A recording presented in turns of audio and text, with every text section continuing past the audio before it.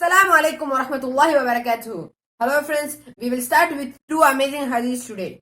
Prophet Muhammad sallallahu alaihi wasallam said, "The hellfire is surrounded by all kind of desires and passions of this world, while the paradise is surrounded by all kind of unliked and undesirable things." Once again, the Prophet Muhammad sallallahu alaihi wasallam said, "The hellfire is surrounded by all kind of desires and passions of this world, while the paradise is surrounded by all kind of unliked and undesirable things." Second one, Prophet Muhammad said, when one of you yawns, he should keep his mouth shut with the help of his hands, for it is the devil that enters therein.